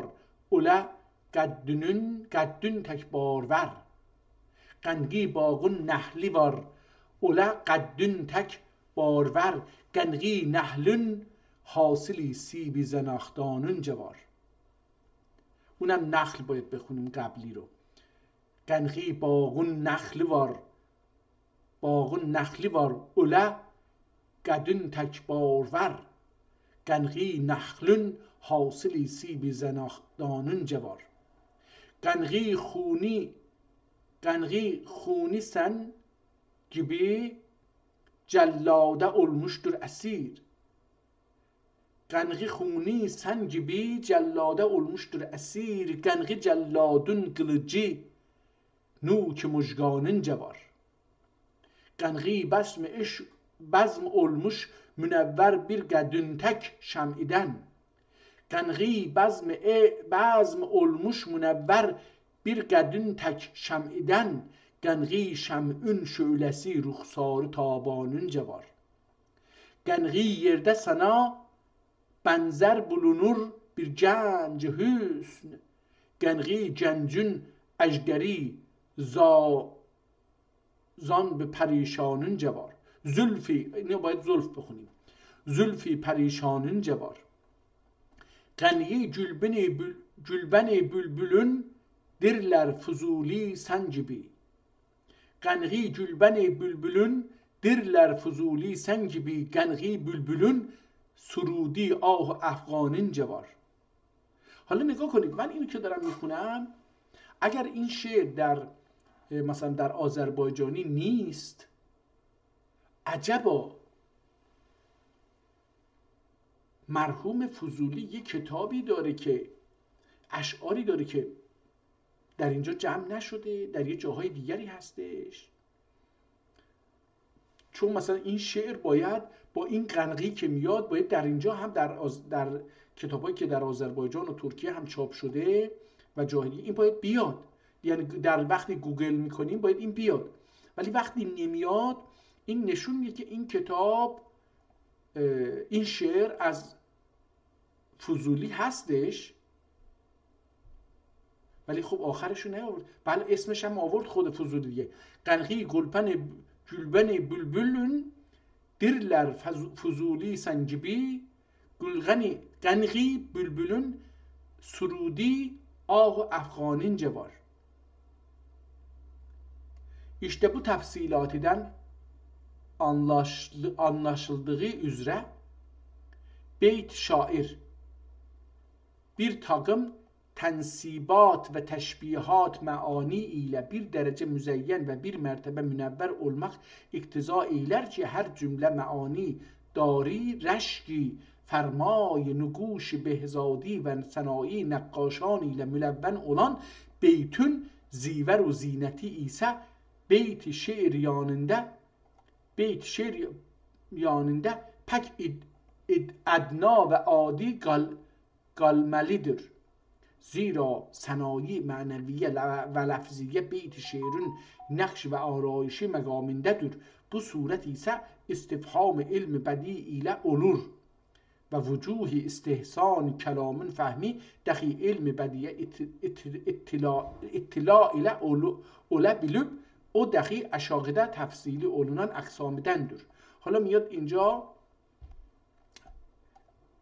این شعر است که یه بیتشو آورده: ای سکندر در سلیمان صدفت داراب دار وی غضنفر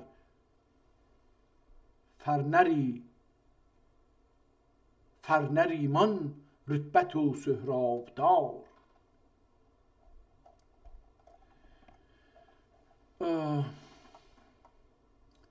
این شعر است که جناب واصف، اینم از جناب واصفه. ببینیم چی میشه: فضای جلستان اولورد آل مسکن اولمشتر.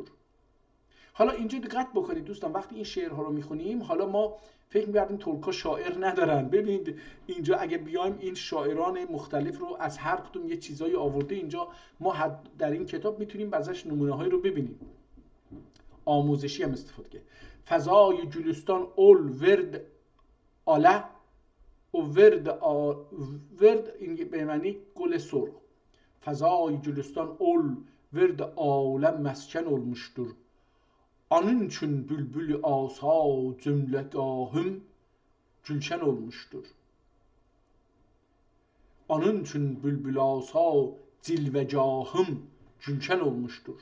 دارم حالا وقتی میخونم اولین بار با کلمات آشنا میشم، معنی تو ذهنم درست در نمیاد، برمیگردم و درستش تلاش بکنم به نظر خودم.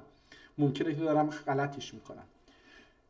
دگل خال سیاه دادن خیال رویی جتشدکته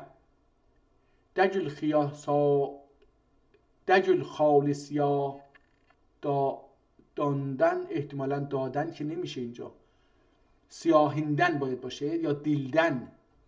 دگل خال سیاه دیلدن خیال رویی جتشدکته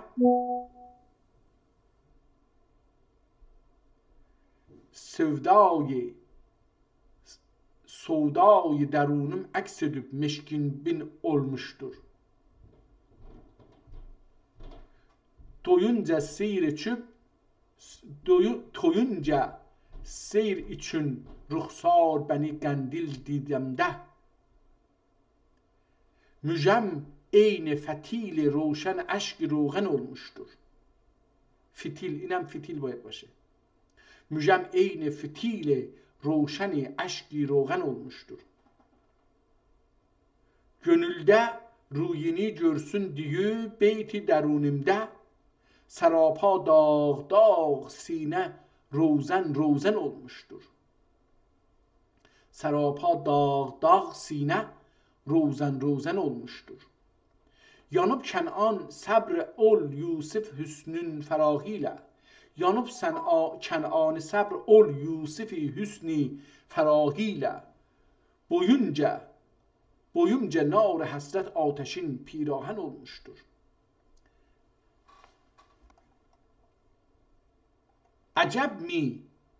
عجب می کثرت پیکان غمزن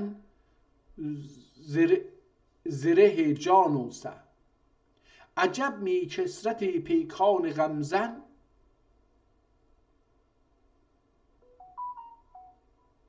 زره جان olsa.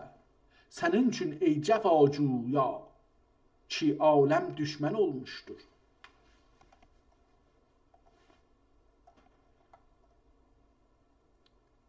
Nalo نقد سرشتیم نه اولا اینگار مثلا نولا نقد سرشتیم su yerine harcı edersem ben. Ne ola nakd sirişkim su yerine harc edersem ben. Bu israfa sebep bir dilberi siminten olmuştur. Vücud simigunun ildedikçe ol peri teslim eyledikçe ihtimal başı. Vücud simigunun eyledikçe ol peri teslim cünler vasıfi sandi امین معدن olmuştur.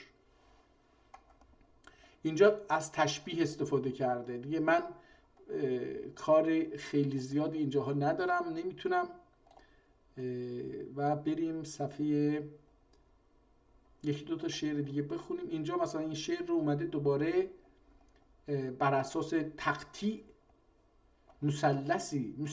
مسلسل شطرنج جناب اربابی.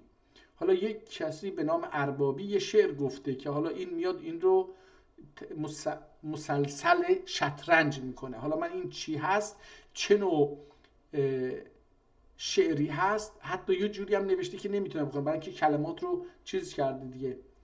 گل گönül suvar gül gönül suvar دمادم مهر ماه راه گل. نه دیگه این نمیتونم بخونم چون که کلمات رو اصلا جدا کرده، نمیتونم بچسبونم به هم و بخونم.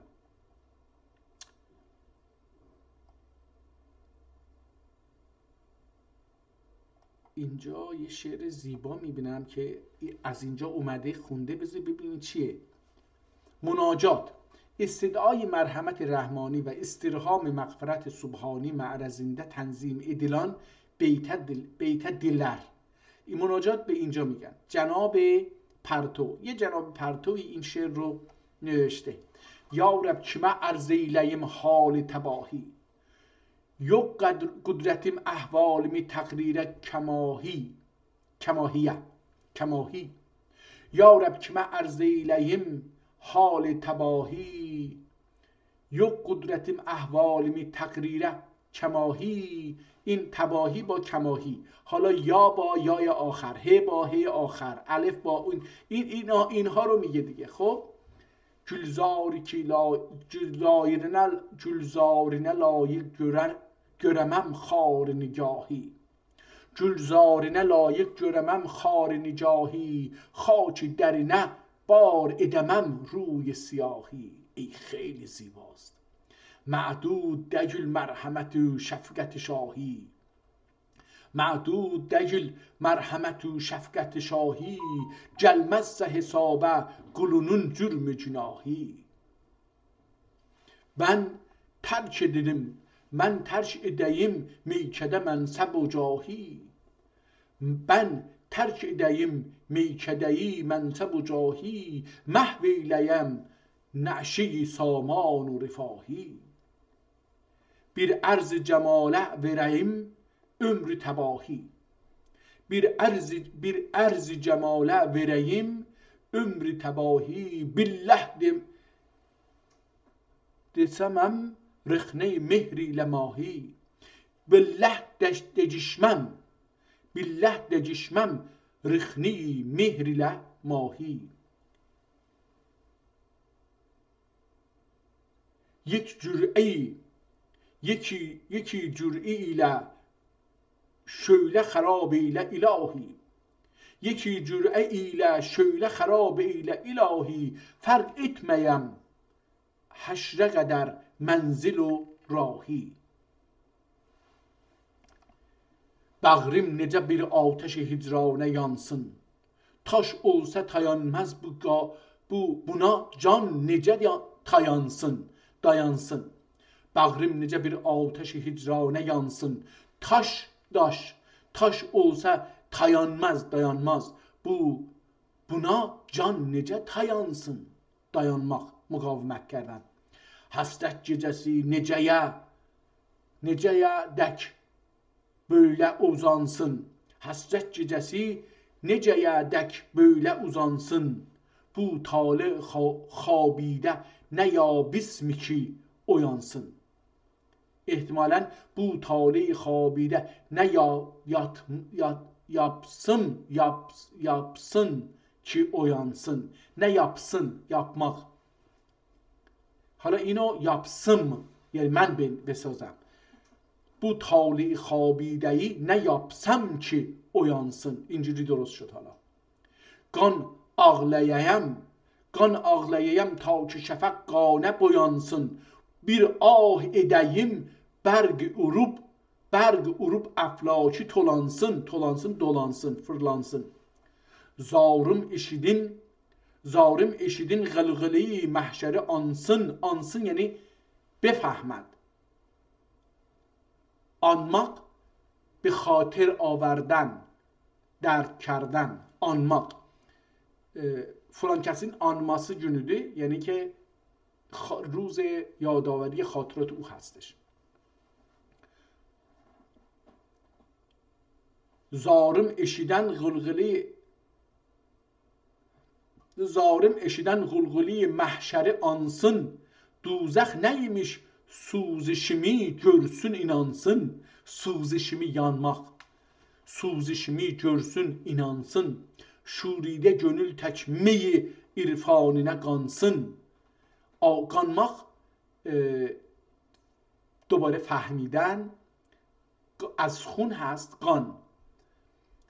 قانسن یکی هم به معنی این استش که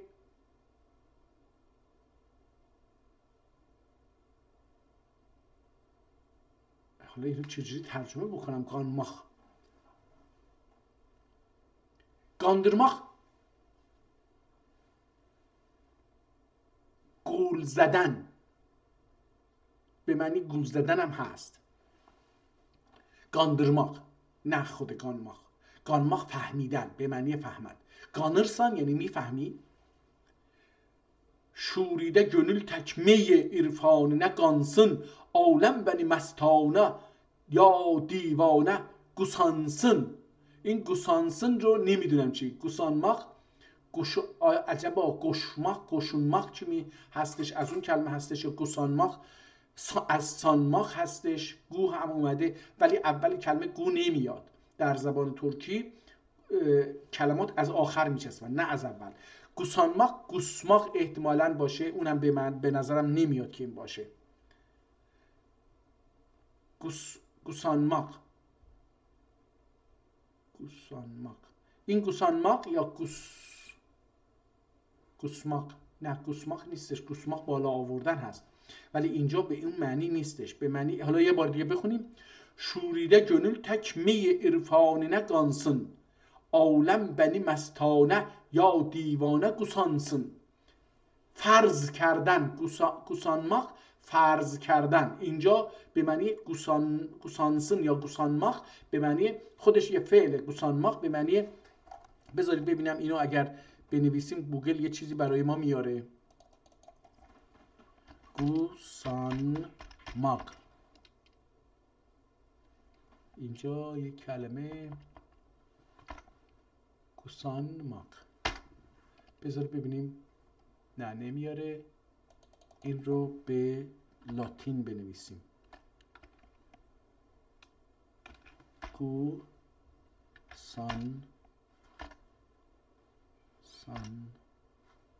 چرا من دارم اینو عربی میگم؟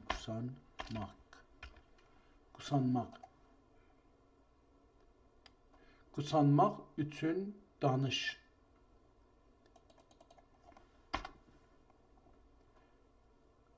Kazanmak البته اینجا نوشته ولی ما میخوایم گوسانmak باشه. گوسانmak. کازانmak. حالا اینو من چیز بکنم، کپی. Sözlük. Sözlük.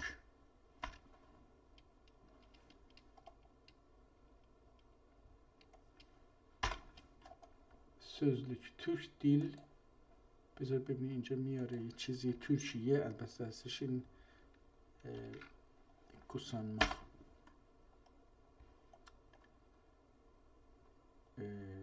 Bu söz bulunmadı. Fakat بریم Azerbaycan sözlüğü.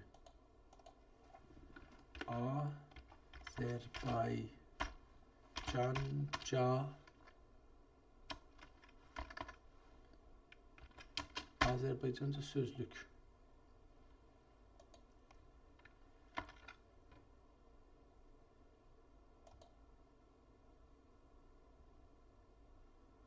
Kusanmak. رمی یعنی داش atmak. تروز. تروز رو دنبالش میگشتم. چقدر خیلی وقت بود این وبسایت رو میخواستم بگردم پیدا بکنم، یادم رفته بود اسمش. تروز این یک کتابخونه هستش، کتابخونه آنلاین. یکی از دوستان ما در تبریز داره این رو اداره میکنه. این هم بخشی از کتاب‌های قدیمی رو، هم بخشی از کتاب‌های جدید و تحقیقات جدید که در ترکیه انجام شده رو در این کتابخونه جمع کرده، که متاسفانه تا اون زمانی که من یادمه اینجا شما جستجو می‌کردید جواب نمیداد، ولی باید یکی یکی میرفتید. حالا نمیدونم دوباره میاره یا نه. بذارید ببینیم. لغتنامه، سözlük بذار ببینیم میاره یه چیزی سözlük ها رو، ببینیم میاره یا نه. آذربایجان Uygurca sözlük. الان اینجا یه دونه اینجا برده. اینجا چی هستش نمیدونم. Kiçik sözlük abcad. Büyük Türkçe sözlük. این ظاهرا امروز اینا رو آورده انگلیسی ترکچه سözlük. این پس خب اینو بذاریم باشه. این خیلی مهمه. من اینو یه جوری هم اینجا برای خودم سیو بکنم. به جای sözlük بذاریم Turuz kitapxanası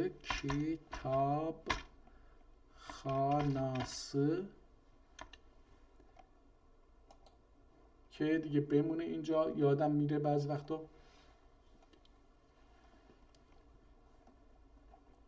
یک cür'e ile şöyle harab ile ilahi fark etmeyim haşrette kadar haşride kadri menzil و راهی ol şems hakikat olali dideyem mir'at baksam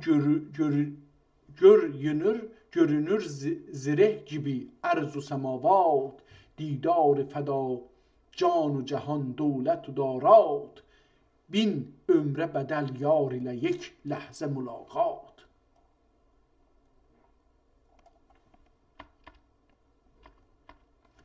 Ben zerreye gerbit o khurşid ile heyhat. من ذره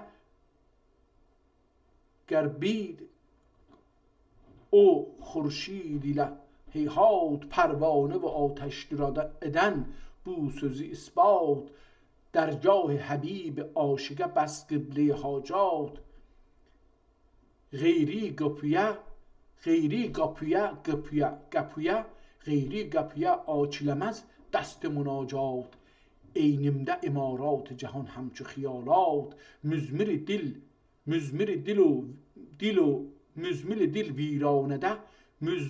دل ویرانده خلیای خرابات یک جرعه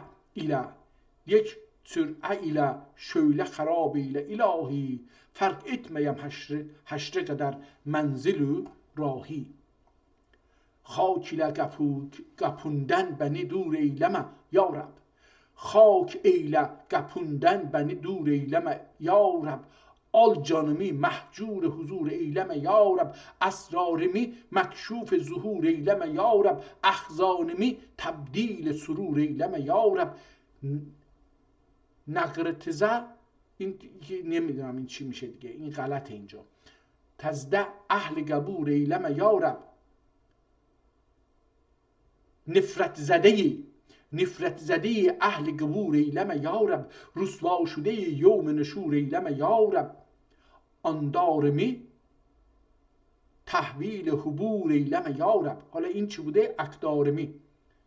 اقدارمی تحویل حبوری eyleme ya Rab inkarimi mevkuf şuur eyleme ya Rab peymanemi meksur küsur eyleme ya Rab son neş'emi mahmur futur eyleme ya Rab یک cür'eyle şöyle harab eyleme ya Rab fark etmeyem haşre kadar menzil و راهی.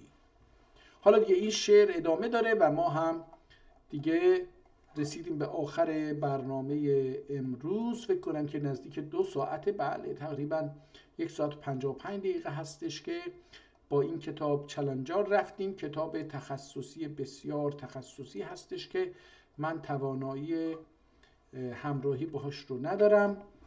دلم میخواستش که یه تاریخ از این کتاب به دست بدم. متاسفانه نمیتونم در این باره کاری انجام بدم. به هر حال امروز با یک کتاب بسیار ارزشمند تخصصی در زبان ترکی آشنا شدیم. و چه کتابی بود اینجا؟ ما اینو دانلود کردیم، عروض ترکی. بله. خب الحمدلله رب العالمین. من به نظرم میاد که خیلی با این کتاب راحت بودم، با اینکه دوباره این کتاب هم در خوارزم، در دیار خوارزم قدیم نوشته شده، با لهجه اونجا هست و کتاب در چاپ و همچنین در اثر ساییدگی و کهنگی کلمات از هم جدا شده، دیده نمیشه و اینها، و غلط چاپی هم خیلی زیاد داره که خود کتاب چاپخونه اون غلط ها رو در یک 3-4 صفحه‌ای لیست کرده گذاشته که قبل از خوندن باید برید اون کلمات رو پیدا بکنید، اونها رو اصلاح بکنید تا موقع خواندن بتوانید درست بخوانید. ولی خب ما این کار رو نکردیم، در نتیجه مجبور شدیم بعضی از کلمات رو خودمون بازسازی بکنیم. اگر درست بود، غلط بود، الله با رحمتش ما رو ببخشه و شما هم ببخشید اگر خواندید و درست خواندید. ولی کتاب خوبیه، بسیار تخصصی هستش که مربوط به فعالیت ذهنیه، مثل شطرنجه. من شطرنجم بلد نیستم، در نتیجه دوستانی که بخوان مثل شطرنج دو ادبیات بازی بکنن باید بیان این کتاب رو بخونن. روز و شبتون بخیر، به امید دیدار. امیدوارم که با خواندن هر کتاب ترکی قدیمی دست نوشته یا غیر دست نوشته وارد دریا و اقیانوس سفید و نورانی و تمدن مکتوب و فکری و اخلاقی و رفتاری و انسانی و دینی و تفسیری و احساساتی و اخلاقی ترکی بشیم و از جهان مهندسی جهل دور بشیم.